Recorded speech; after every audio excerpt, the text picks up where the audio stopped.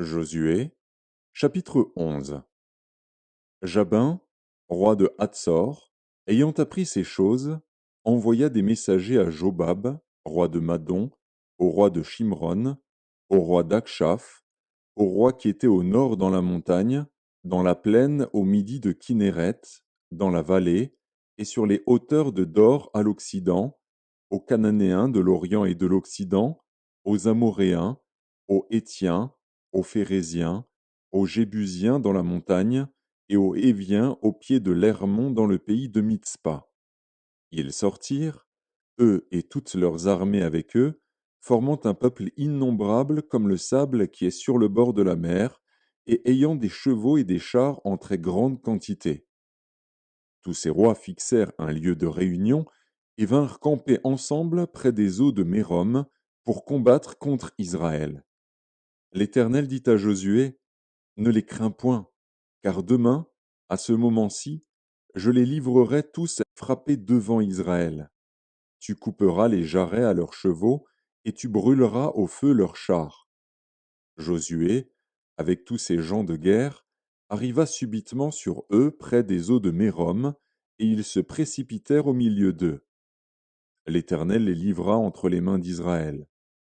Ils les battirent et les poursuivirent jusqu'à Sidon-la-Grande, jusqu'à Misréphoth-Maïm, et jusqu'à la vallée de Mitzpa vers l'Orient. Ils les battirent, sans en laisser échapper aucun. Josué les traita comme l'Éternel lui avait dit. Il coupa les jarrets à leurs chevaux, et il brûla leurs chars au feu. À son retour, et dans le même temps, Josué prit Hatsor, et frappa son roi avec l'épée. Hatsor était autrefois la principale ville de tous ses royaumes.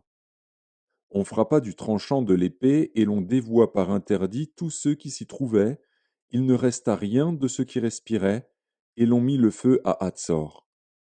Josué prit aussi toutes les villes de ses rois et tous leurs rois, et il les frappa du tranchant de l'épée, et il les dévoua par interdit, comme l'avait ordonné Moïse, serviteur de l'Éternel.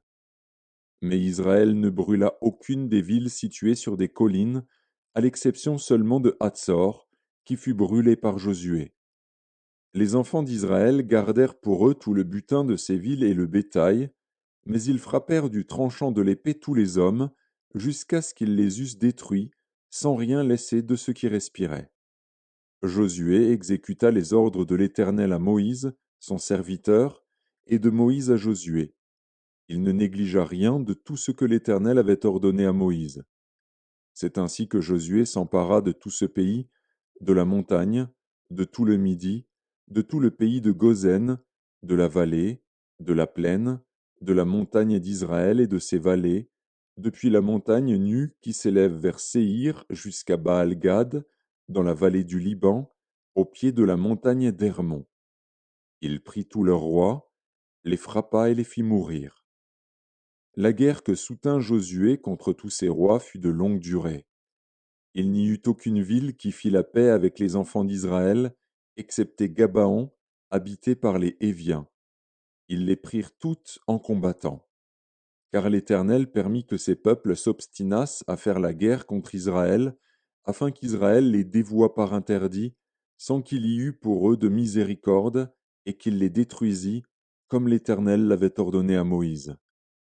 Dans le même temps, Josué se mit en marche, et il extermina les Anakim de la montagne d'Hébron, de Débir, d'Anab, de toute la montagne de Juda et de toute la montagne d'Israël. Josué les dévoua par interdit avec leurs villes. Il ne resta point d'Anakim dans le pays des enfants d'Israël. Il n'en resta qu'à Gaza, à Gath et à Asdod. Josué s'empara donc de tout le pays, selon tout ce que l'Éternel avait dit à Moïse. Et Josué le donna en héritage à Israël, à chacun sa portion, d'après leurs tribus. Puis, le pays fut en repos et sans guerre.